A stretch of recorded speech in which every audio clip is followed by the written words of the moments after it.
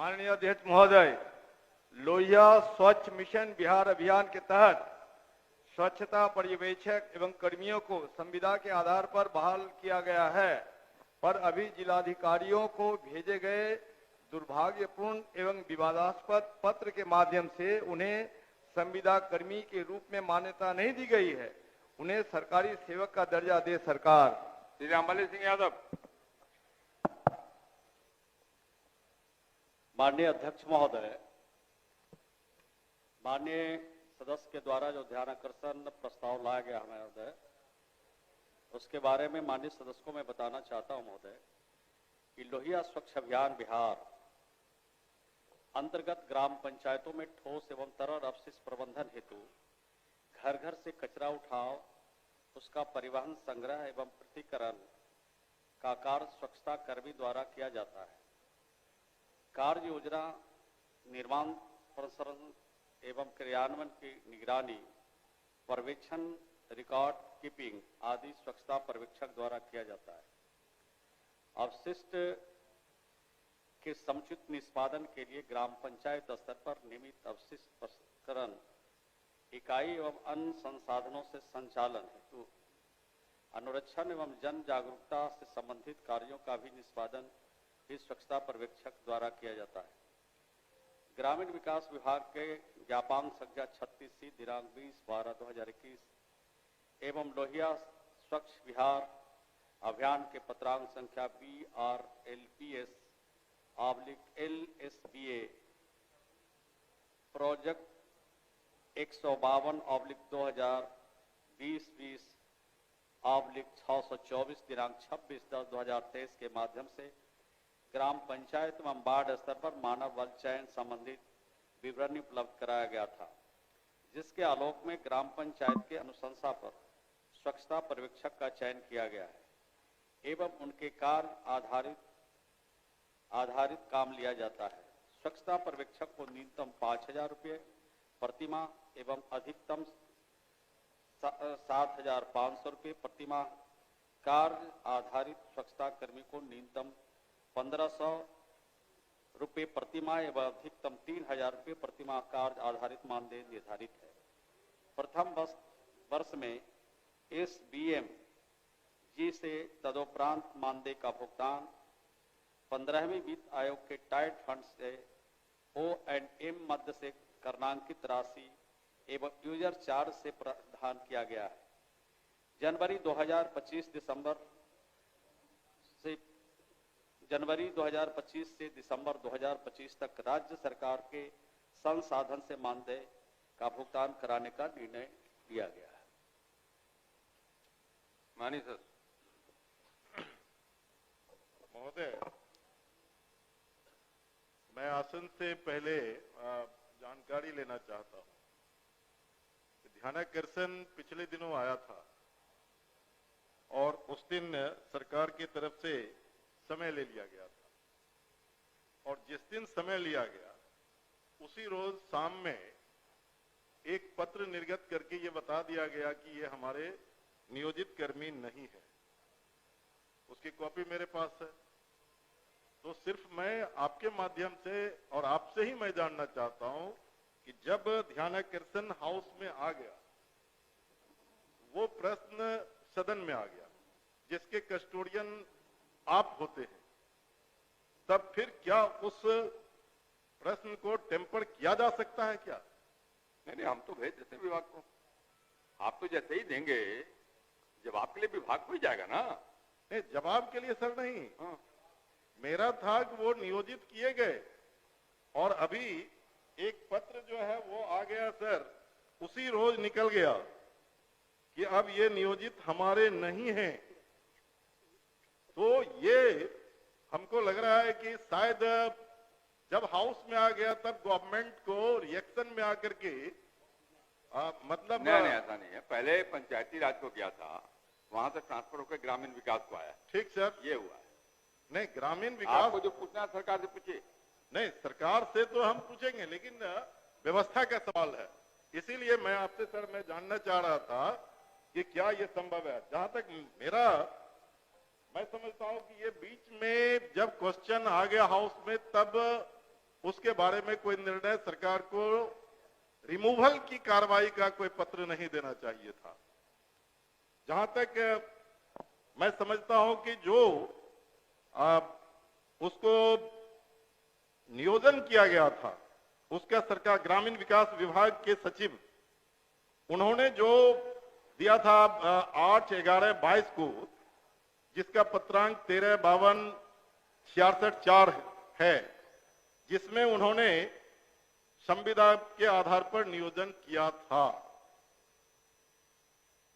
एक ये है, अब जब नियोजन आपने किया और फिर आपके फैसले से पंचायत में मानव बल जिसकी चर्चा कर रहे हैं आपने किया, और वो स्वच्छता कर्मी जो हैं वो कौन है? सच अगर पूछिए तो उसमें सबसे ज्यादा दलित और महादलित हैं। सबसे ज्यादा उसमें भूमिहीन परिवार के लोग उसमें काम करते हैं। लेकिन सरकार ने जो उसके लिए मानदेय तय किया है, जैसा कि मंत्री जी अभी बता रहे थे, 1500 रुपया से 3000 रुपया तक। मतलब एक व्यक्ति को काम करने के लिए अधिकतम आप देते हैं 50 रुपए से 100 रुपए तक। जानना क्या चाहते हैं? पूरा मैं तो जानना पूछिए। चाहता हूं कि हाँ, क्या पूरा- एक मजदूर का जो दैनिक मजदूरी होती है, चूंकि आप उससे भर दिन काम लेते हैं और कई तरह का काम लेते हैं, ना सिर्फ आप उससे कचरा उठवाते हैं बल्कि कचरा को दो तरह पूरा- गीला और वो करवाते हैं, तो क्या आप उसके मानदेय को कर्मी, सुरक्षा कर्मी और फिर जो है उसके सुपरवाइजर, इस दोनों के मानदेय को बढ़ाने का विचार रखते हैं कि नहीं? माननीय मंत्री,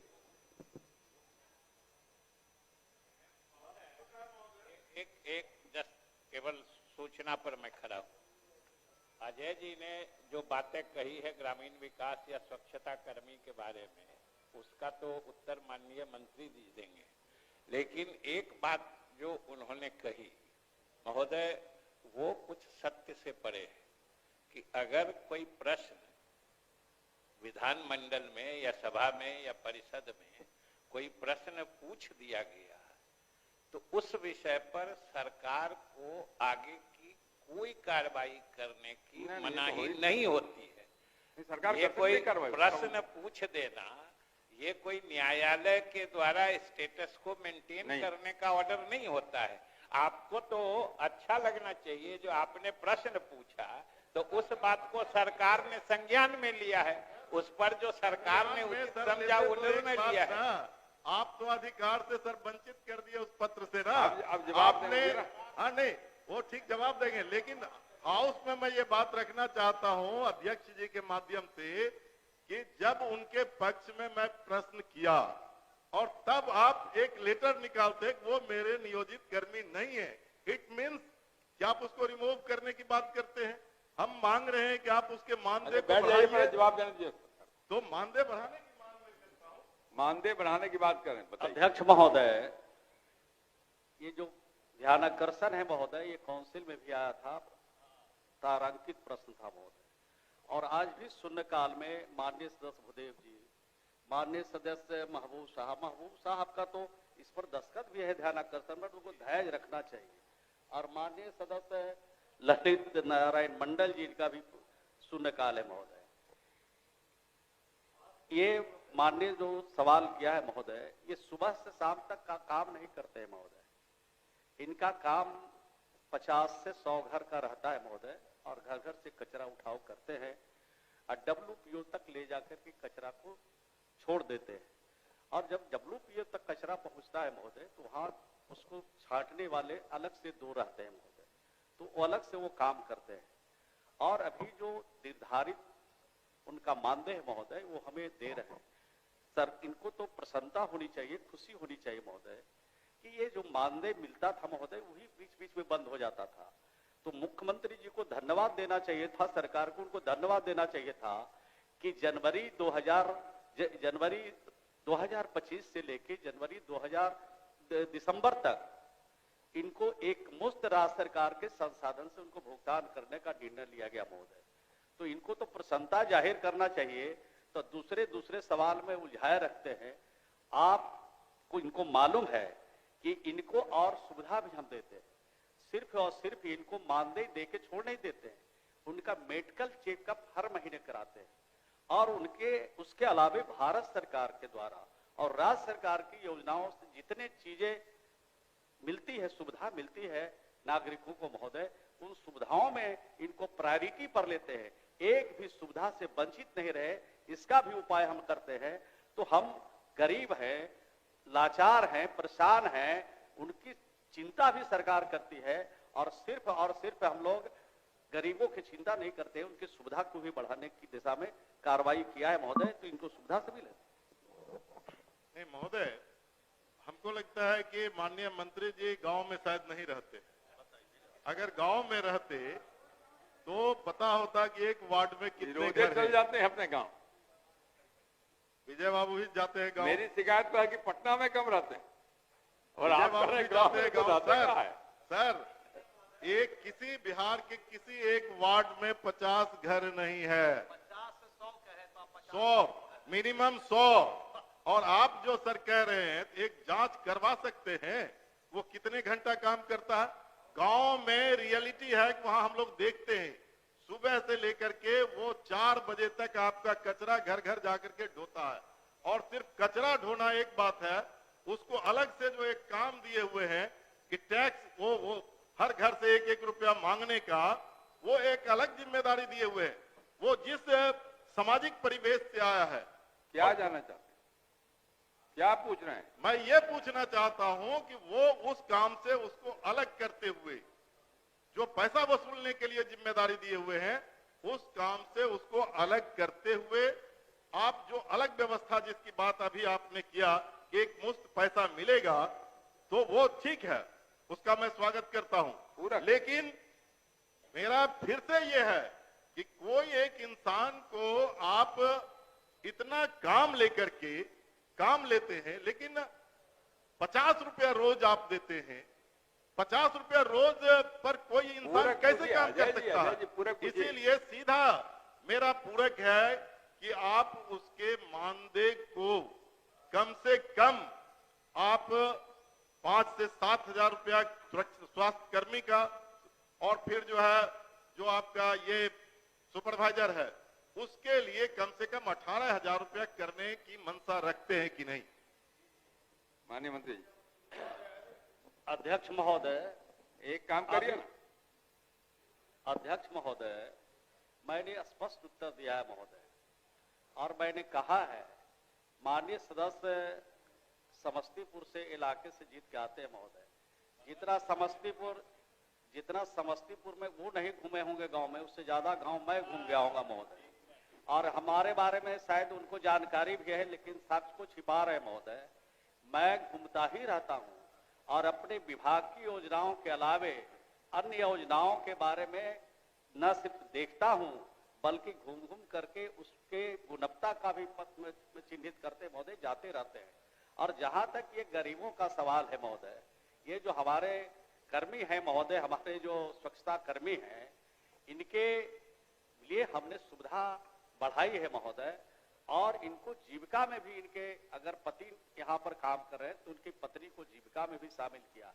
और भी सुविधा जो भी सरकार की उसको हम दे रहे हैं महोदय, और काम भी जितना आवश्यकता है वो भी हम लोग ले रहे हैं।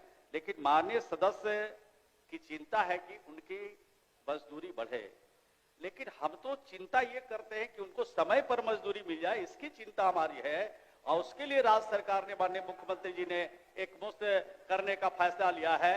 और जहां तक दूसरा सवाल उठा रहे महोदय कि जो यूजर चार्ज है वो वसूल नहीं करना पड़े, तो यूजर चार्ज से तो 1 साल के लिए हम उनको मुक्त कर रहे हैं, और ये योजना ही है यूजर चार्ज आधारित महोदय। और 15वीं वित्त की राशि से टाइड योजना से उनको भुगतान करने का सरकार ने निर्णय लिया, भारत सरकार ने निर्देश दिया महोदय।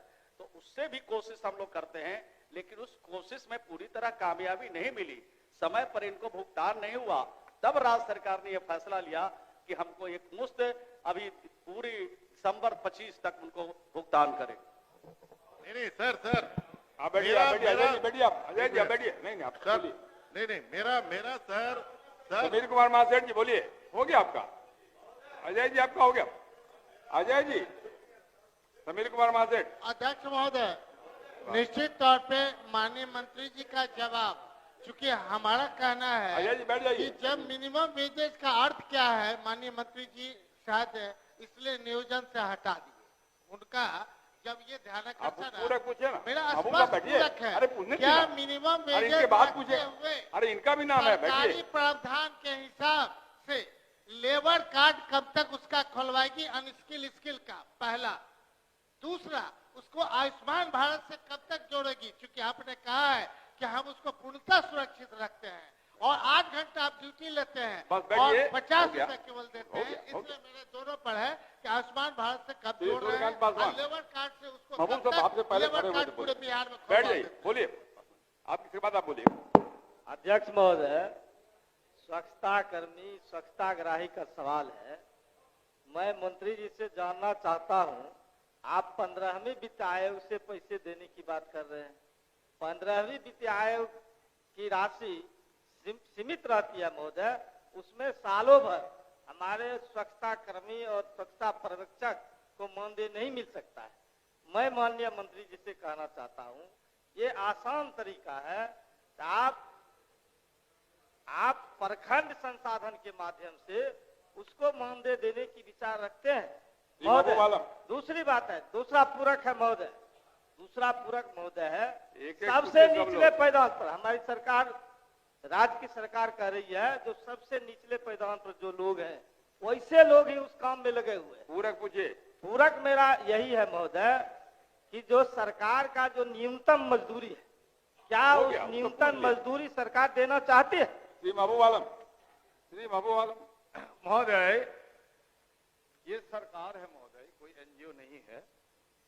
तो आपने जब संविदा के आधार पर एक पत्र के माध्यम से उनको बहाल किया है या नियोजित किया है, फिर दूसरा एक पत्र जाता है कि संविदा पर आप नहीं हैं, तो सरकार पहले ये तो जवाब दे कि उनकी स्थिति क्या है। एक बात महोदय। दूसरी बात है महोदय कि ये जो काम है महोदय, बहुत गंभीर खतरे का काम है महोदय। ये घर घर जाके कचरा पूरक पूछिए महबूब साहब। उठाई महोदय, गंभीर तीन कचरा- तीन वो है ना, तीन ध्यानाकर्षण है। महोदय देखिए, इन्फेक्टेड हो जाने की गुंजाइश संभावना रहती है महोदय। ये भयंकर रोग के कीटाणुओं से इन्फेक्टेड हो जाने की संभावना से हमेशा जूझते रहते हैं, और इनको आप कोई साबुन नहीं दे रहे हैं महोदय, और ग्लोव्स आप नहीं दे रहे हैं महोदय, और 30 रुपया शुल्क पूरक। जो आपने वसूल करने की जिम्मेदारी दी है, इसकी वजह से गृहिणियां इनको कचरा नहीं देती है महोदय। पूरक क्या ये है? तो एक गंभीर पूरक ये है महोदय कि क्या 30 रुपया वसूल करने की जिम्मेदारी से उनको मुक्त करना चाहती है सरकार? माननीय मंत्री। क्या और क्या सरकार इसको संविदा पर बहाल मानती है कि नहीं? बैठ जाइए, आप बैठिए, आप बैठिए, आप बैठिए। आपका नहीं है, आपका नहीं, आप बैठ जाइए, आप बैठ जाइए ना। माननीय मंत्री जी। अध्यक्ष महोदय, माननीय सदस्य घूर फिर के वही सवाल उठा रहे हैं महोदय। माननीय महासेठ जी ने उठाया महोदय कि उनको जो सुविधा आप दे रहे हैं, तरह तरह का सुविधा भारत सरकार और राज्य सरकार की योजनाओं से दे रहे हैं, वो सुविधा कब तक आप देंगे? तो ये सुविधा तो उनको हम दे रहे हैं महोदय। अगर इनके संज्ञान में कोई ऐसे हमारे स्वच्छता कर्मी हैं जिनको सुविधा से अभी वंचित है, नहीं मिल रहा है, तो ये अगर हमको उनके बारे में बता देंगे तो उनको भी सुविधा बहुत जल्द ही, महीने के अंदर 15 दिन के अंदर ये सुविधा मिलना उनको भी शुरू हो जाएगा महोदय। दूसरा जो माननीय पासवान जी ने सवाल उठाया महोदय, यूजर चार्ज के बारे में, ये तो नियमावली बना हुआ है महोदय। हम तो बिहार की सरकार को उनको धन्यवाद देना चाहिए कि 1 साल के लिए, यानी पूरा 2025 के लिए मुख्यमंत्री जी ने राज्य के संसाधन से उनको भुगतान करने का निर्णय लिया है। और यूजर जो चार्ज है, और टाइड योजना से 15वीं से जो पैसा का भुगतान है, उसमें नियमावली में प्रावधान है कि 50% राशि जो ग्राम पंचायत को मिलता है, उसमें 50% राशि स्वच्छता पर खर्चा करना है और 50% की राशि पेयजल पर खर्चा करना है। तो नियमावली को भी नहीं मानेंगे, तो ये मानेंगे क्या? तो जो बिहार सरकार, भारत सरकार का जो नियमावली है और जो सरकार का प्रावधान है, उसके हिसाब से उनको हर तरह की सुविधा और मानदेय दे दिया जाए। माननीय सांसद कुंदन कुमार, अपनी सूचना को पढ़ें। हो गया, 20 मिनट चर्चा कर लिया भैया, 20 मिनट किया आपने। माननीय आगे बढ़िए। माननीय अध्यक्ष महोदय, बिहार राज्य के समग्र एवं समावेशी विकास की प्रतिबद्धता के मद्देनजर बेगूसराय जिला में ग्रीनफील्ड एयरपोर्ट की अत्यंत आवश्यकता है। बेगूसराय बिहार राज्य का एक महत्वपूर्ण औद्योगिक, व्यापारिक और सांस्कृतिक केंद्र है, जहां Barauni refinery, Pepsi plant, Sudha dairy, HURL, thermal power plant एवं अन्य बड़े उद्योग स्थापित हैं। साथ ही पर्यटन के दृष्टिकोण से सिमरिया धाम जैसे धार्मिक स्थल हैं, जहां देश एवं विदेश के पर्यटक आते हैं। बेगूसराय औद्योगिक क्षेत्र होने के नाते देश के विभिन्न राज्यों के लोग आवासित हैं, जिसकी संख्या काफी अधिक है। बेगूसराय में ग्रीनफील्ड एयरपोर्ट की संचालन से रोजगार के अवसर, पर्यटन को बढ़ावा, आर्थिक विकास में सहायता, आपदा प्रबंधन क्षेत्रों में काफी लाभ होगा तथा व्यापारिक और औद्योगिक गतिविधियों को नई दिशा प्रदान करेगा। बेगूसराय जिला में ग्रीनफील्ड एयरपोर्ट के निर्माण हेतु आवश्यक बुनियादी ढांचा सहित पर्याप्त भूमि उपलब्ध है। अतः राज्यवासियों के हित में औद्योगिक जिला एवं बुनियादी ढांचा सहित पर्याप्त भूमि की उपलब्धता के मद्देनजर बेगूसराय में ग्रीनफील्ड एयरपोर्ट की स्थापना किए जाने हेतु हम सदन के माध्यम से सरकार का ध्यान आकृष्ट करना चाहते हैं। माननीय मंत्री जी, बैठ जाइए। माननीय मंत्री जी। महोदय, बेगूसराय में अभी एक हवाई अड्डा उपलब्ध है, जिसमें रनवे की लंबाई 4000 फीट और चौड़ाई 150 फीट है, जो छोटे विमानों के लिए है। स्पष्ट है, जो माननीय सदस्यों का कहना है, सरकार कोई इससे ना इत्तेफाकी नहीं रखती है, लेकिन हम उससे पहले केंद्र सरकार को धन्यवाद देना चाहते हैं। पूरे सदन ने सुना होगा कि इस बार जब निर्मला सीतारमण जी, जो केंद्रीय वित्त मंत्री हैं, वो